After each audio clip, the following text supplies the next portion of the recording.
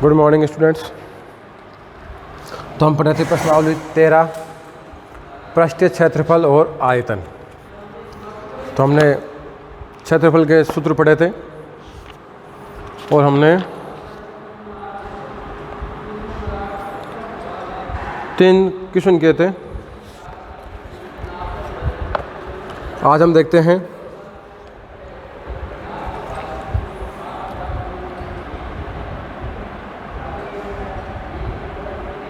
सवाल number 4, question number 4।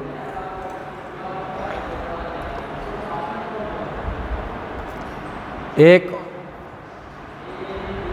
आपके रंग का डब्बा है, उस रंग के डब्बे से 9.375 वर्ग मीटर क्षेत्र पर कलर किया जा सकता है। रंग के डिब्बे से कलर कर सकते हैं 9.375 वर्ग मीटर क्षेत्रफल।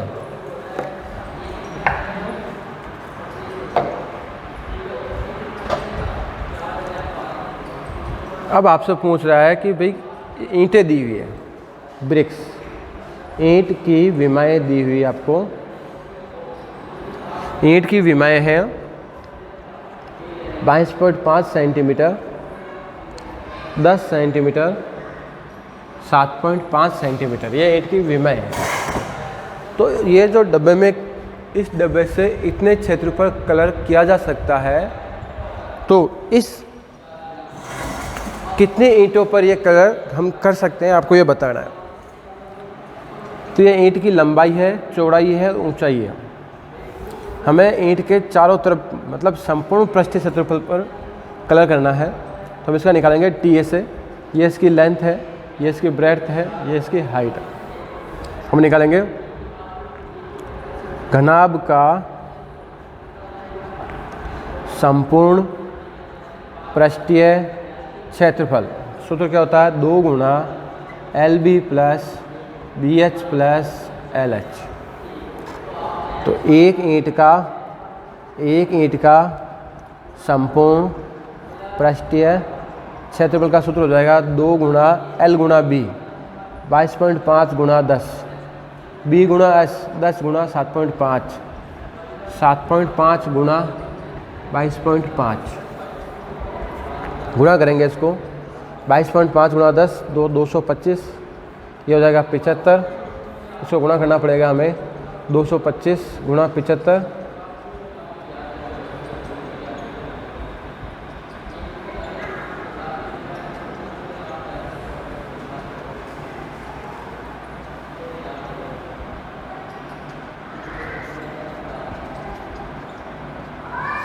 ये हो जाएगा।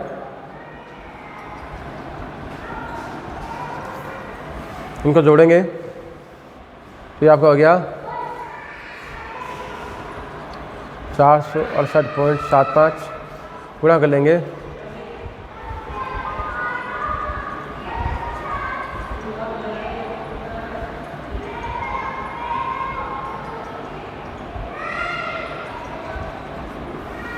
तो इतने क्षेत्र पर हम एक ईंट का ये क्षेत्रफल इतना है। एक ईंट का क्षेत्रफल इतना है।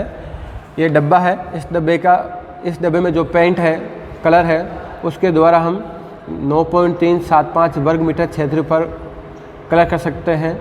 इसको हम बदलेंगे सेंटीमीटर में, तो हम गुणा कर देंगे 9.375 गुणा 100 गुणा 100, 93750 वर्ग सेंटीमीटर क्षेत्र पर कलर कर सकते हैं। तो हमें ज्ञात करनी है ईंटों की संख्या, कितनी ईंटों पर जो कलर है वो हो जाएगा। तो हम क्या करेंगे, ऊपर लिखेंगे हम जो क्षेत्र है, जिस क्षेत्र पर हम कलर कर सकते हैं, बटा में लिखेंगे हम एक ईंट का।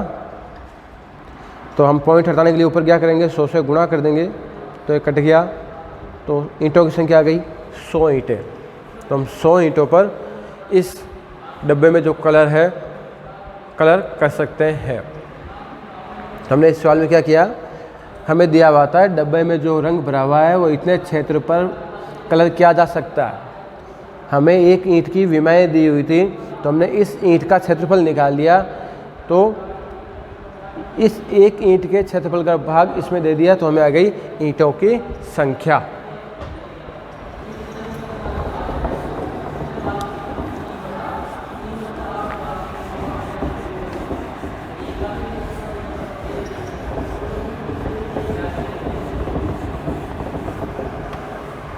देखिए सवाल नंबर 5।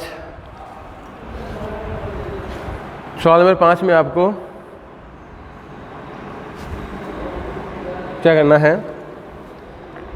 एक घन है,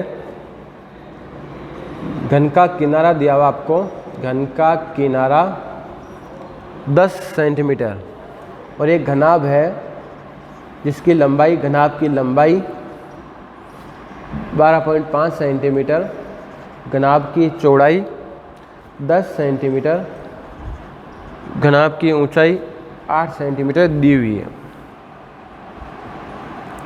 किसका वक्र पृष्ठीय क्षेत्रफल ज़्यादा होगा?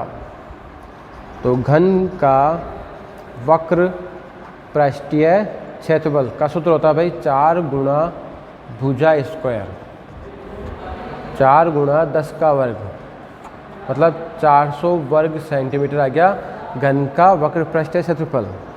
इसी प्रकार से घनाभ का वक्र पृष्ठीय क्षेत्रफल क्या सूत्र होगा, 2 गुणा लंबाई प्लस चौड़ाई गुणा ऊंचाई, 2 गुणा 12.5 प्लस 10 गुणा 8, 8 दूनी 16, ये हो जाएंगे 22.5 वर्ग सेंटीमीटर, 16 पंजा 80 हासिल की 8, 32 और 8 40 हासिल के 4, 32 से 4 36, 360 वर्ग सेंटीमीटर।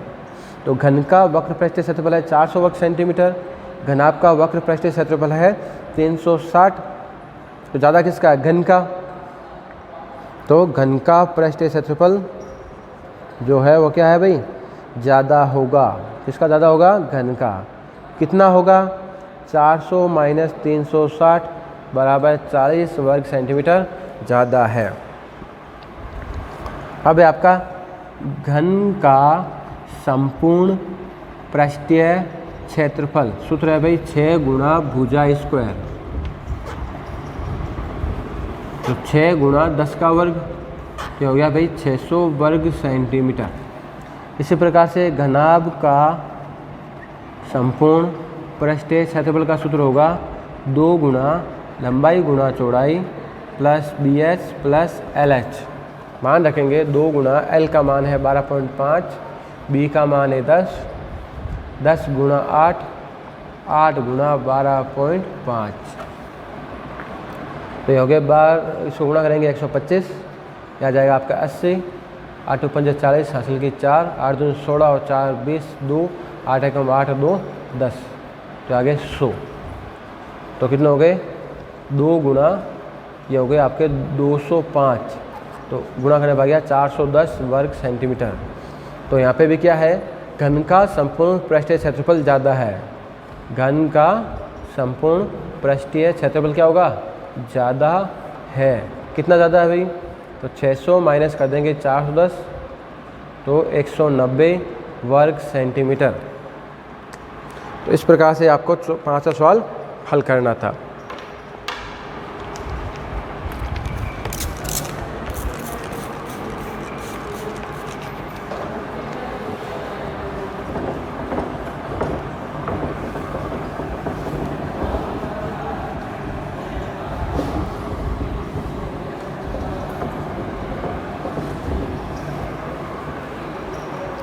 आगे देखिए,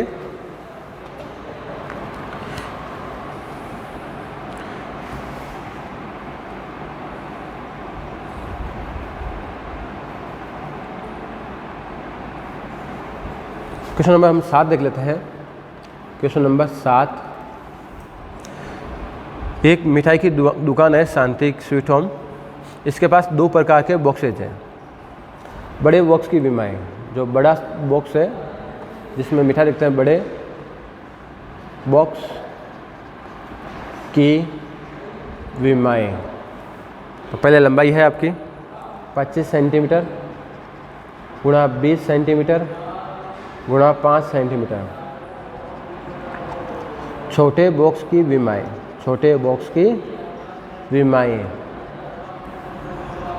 15 सेंटीमीटर गुणा 12 सेंटीमीटर गुणा 5 सेंटीमीटर। तो उस दुकान पे 2 प्रकार के मिठाई पे करने के डिब्बे हैं। बड़े बॉक्स की लंबाई चौड़ाई ऊंचाई ये है और छोटे बॉक्स की लंबाई चौड़ाई ऊंचाई ये है। इन जब बॉक्स को बनाया जाता है तो 5% जो है इनको ऊपर जो कागज़ वगैरह चिपकाते हैं तो एक्स्ट्रा खर्च हो जाता है। इस प्रकार के 250 बॉक्स बनाने हैं, उनकी आपको कॉस्ट निकालनी है। तो हम निकलते हैं एक बड़े बॉक्स को बनाने में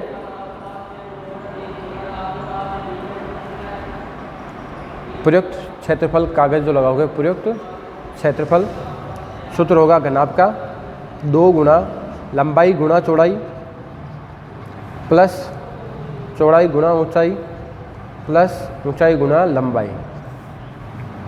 2 गुणा 25 दूनी होता है 50, 20 पंजे 100, 25 पंजे 125। तो आपके हो गए 2 गुणा 600 725, कुल मिला के 1450 वर्ग सेंटीमीटर एक बड़े बॉक्स का बनाने में प्रयुक्त क्षेत्रफल आ गया। इसी प्रकार से एक छोटे बॉक्स को बनाने में, एक छोटे डब्बे को बनाने में प्रयुक्त कागज़ का या कार्डबोर्ड है उसका क्षेत्रफल। तो इसका भी सूत्र होगा 2 गुणा LB, ये LB प्लस ये BH प्लस ये HL। तो कितना हो जाएगा, ये 180, ये 60 और ये 15 पंजे 75। तो कितना हो गए 180 60 2 40 315। तो ये हो गया 630 वर्ग सेंटीमीटर। एक दोनों को जोड़ लेते हैं। दोनों प्रकार के एक एक डिब्बे को बनाने में प्रयुक्त कागज़ का क्षेत्रफल क्या हो जाएगा, 1450 प्लस 630 बराबर 2080 वर्ग सेंटीमीटर। अब जो एक्स्ट्रा खर्च होता है अतिरिक्त बनाने में, अतिरिक्त जो खराब होता है, अतिरिक्त कागज़ का क्षेत्रफल, अतिरिक्त कागज़ का, वो है इसका 5%। 2080 गुणा 5/100 तो हो गए 508 40, 5 दूनी 10, 10 का भाग दे देंगे तो हो जाएगा 104 सेंटीमीटर। तो कुल क्षेत्रफल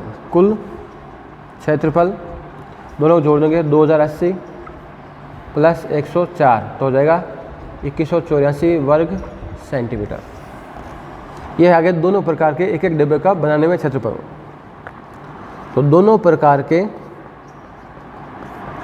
250 डिब्बे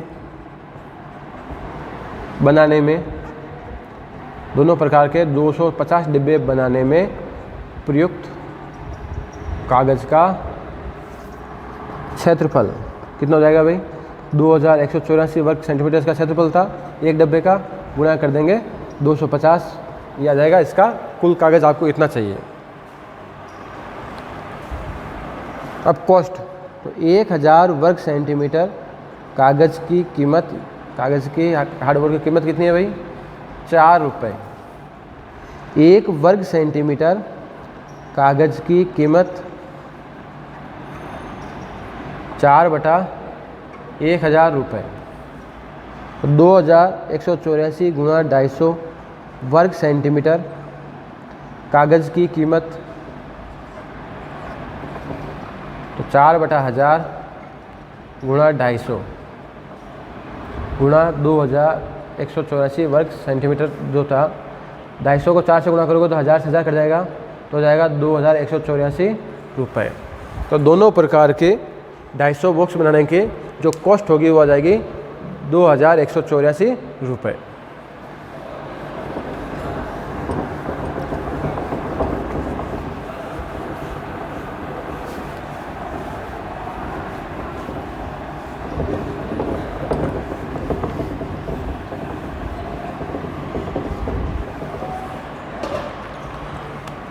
देखिए प्रवीणा क्या चाहती है कि अपनी कार के लिए वो कार को ढकने के लिए उसके जो है तिरपाल बनाना चाहती है।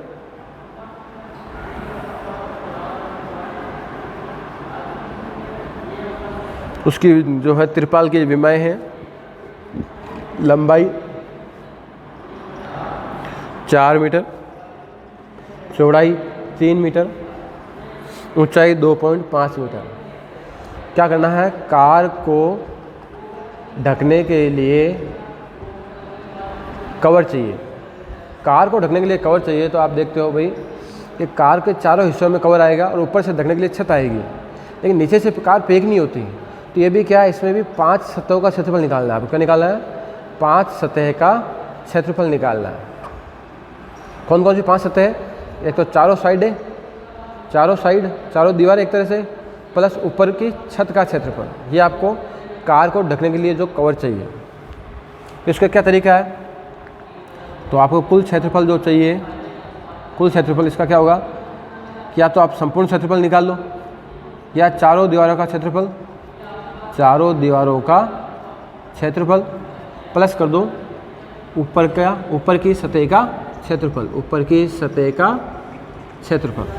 तो चारों दीवारों के क्षेत्र का क्या होगा, चारों दीवारों का 2 गुणा L प्लस B गुणा H, और ऊपर का क्या हो जाएगा L गुणा B। L का मान है 4, B का मान 3, H का मान 2.5, L 4 B 3, 2.5 गुणा 2 हो जाएगा 5, 4 और 3 हो गए 7, 4 गुणा 3 12, 7 5 35 प्लस 12 तो 47 वर्ग मीटर। कार को ढकने के लिए जो तिरपाल चाहिए उसका इतना क्षेत्रफल आपको चाहिए।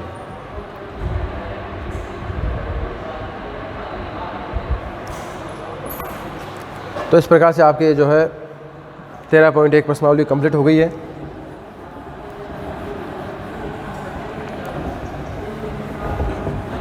अब देखिए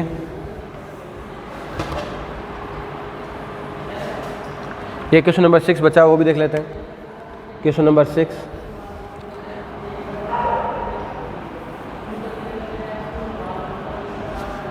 लंबाई है आपके 30 सेंटीमीटर, चौड़ाई है 25 सेंटीमीटर, ऊंचाई है 25 सेंटीमीटर। ये आपका क्या है, एक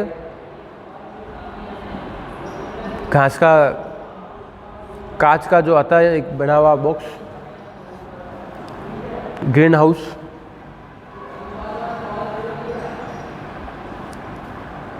तो इस कांच का हाउस बनाने के लिए कितना कांच चाहिए, कितना एरिया चाहिए, एरिया ऑफ द ग्लास चाहिए आपको। तो ग्लास का क्षेत्रफल, ग्लास या कांच का क्षेत्रफल निकालना है। तो फॉर्मूला वही होगा 2 × LB plus BH plus LH। तो 2 × L 30 है, B 25 है, B और H दोनों 25 है, ये 25 और L आपकी 30 है। तो 25 × 75, 25 × 25 625, फिर 25 × 75, तो कितना हो गए 750, 750, 1500, 600, 2125। तो कितने हो जाएंगे ये 4250 वर्ग सेंटीमीटर आपको इस बॉक्स को बनाने में कांच चाहिए। अब कह रहे हैं अगर इस बॉक्स के चारों तरफ टेपिंग करें तो कितनी टेप चाहिए। तो टेपिंग करोगे तो इसमें जो है आपके टोटल जो है 12 किनारे होंगे। क्या होंगे, 12 किनारे होंगे। घनाभ जब बनाओगे इसमें कितने किनारे होंगे, 12 किनारे होंगे। इसका फॉर्मूला हो जाएगा 4L plus B plus H। तो 4 × L 30, B आपकी 25 और H भी कितनी है 25 है। तो हो गए 25 प्लस 25 50, 80, 4 गुणा 80, तो 320 सेंटीमीटर की आपको इसके किनारों पर अगर टेप लगाते हो 320 सेंटीमीटर के किनारे आपको टेप चाहिए। मतलब एक तरह से इसका क्या हो गया, परिमाप हो गया। क्या हो गया, परिमाप।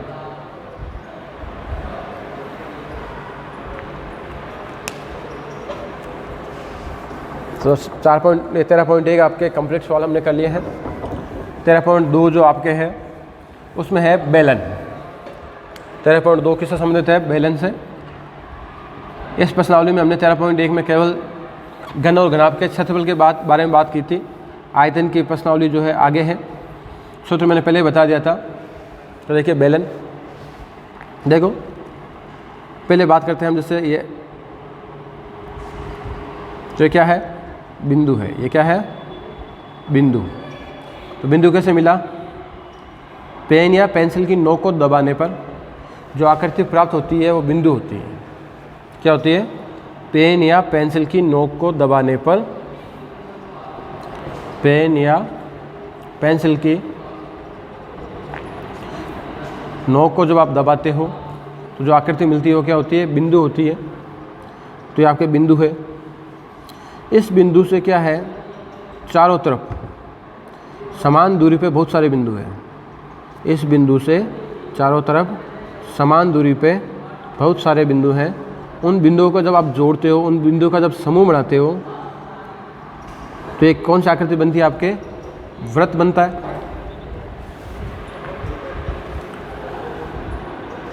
ये आपका बिंदु है। जब आपने इन बिंदुओं को जोड़ा तो आपके जो भाग बना इसको आप जानते हो परिधि के नाम से। इस बिंदु को परिधि से जोड़ने वाली लाइन जो होती है आपकी त्रिज्या कहलाती है। इंग्लिश में आप लिखते हो रेडियस। तो ये जो ये कैसी आकृति है? एक समतलीय आकृति है। ये कैसी आकृति है? ये एक समतलीय आकृति है। इसका उदाहरण क्या? वृत्त का। जब आप सिक्के को रखते हो, कॉइन रखते हो, कॉइन यानी सिक्का, तो एक बनाओगे तो कैसी आकृति बनेगी? वृत्त बनेगा, गोल।